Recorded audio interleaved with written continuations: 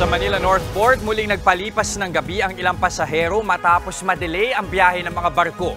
Pati ang mga pasahero sa PTEX, oras din ang inihintay para makabili lang ng tiket. Nasa frontline ng balitang yan si Dave Abuel. Sumalagpak na lang at natulog sa sahig ang ilang pasaherong inabutan namin sa Manila North Port Terminal. Napapunta sana ng Visayas at Mindanao kaninang madaling araw. Pati ang drop-off area ng Pantalan, puno rin ng mga bagahe at pasahero. Ayon sa pamunuan ng Manila North Port, ilang biyahe ng barko ang na-delay. May mga barko raw na kahapon at kaninang madaling araw pa dapat umalis. Pero naurong ang biyahe kaninang alas 6 ng umaga at mamayang hapon. Dahil sa mahabang delay, walang nagawa ang mga pasahero kundi magpalipas ng magdamag sa Pantalan. Si Juliet, uuwi na dapat ng Cagayan matapos mamasukan ng 5 taon sa Cavite. Kaninang madaling araw pa dapat ang alis niya, pero naurong mamayang hapon. Okay lang, kaya. Kaya naman po. Kaya magtiis. Hindi ko po ina-expect na ganito kadaming tao. Kasi alam ko pag December, 'di ba, tapos ng Pasko, wala nang ano.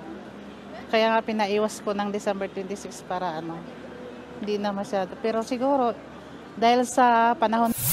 Pauwi rin ng Cagayan si Eduardo na namatayan ng nanay. Di tulad ni Juliet, nalaman na lang niya na naurong ang biyahe ng barko pagdating niya sa terminal. Ito lang upuan. Ito nakalatag lang kami sa sa simento. Ang hiling ko lang po sana kung maaari kasi yung mga upuan medyo kulang. Kulang talaga upuan, marami kami. Kulang yung upuan nila. Malawak yung facility, kaso lang yung upuan talaga. Bukod sa Pantalan, siksikan pa rin ang mga pasaherong pauwi sa Parañaque Integrated Terminal Exchange o PITX. Ang ilan, mahigit 2 oras naghihintay sa pila.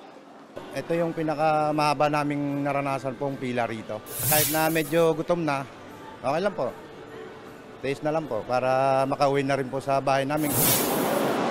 Sa sobrang dami ng pasahero, pinalipat sa second floor ang isang dulo ng pila.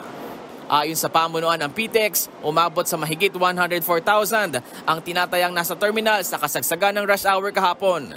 Lampas ito sa daily average na 100,000 tao. Sa kabila nito, sinigurado ng pamunuan ng terminal na hindi fully booked ang mga biyahe kumpara nitong nakalipas na araw. Nagbabalita mula sa frontline, Dave Abuel, News 5. Mga kapatid, Jess De Los Santos po, huwag magpahuli sa mga umaaksyong balita at napapanahong issue sa bansa. Para sa mas malawak na balitaan, mag-subscribe at mag-follow sa social media pages ng News 5.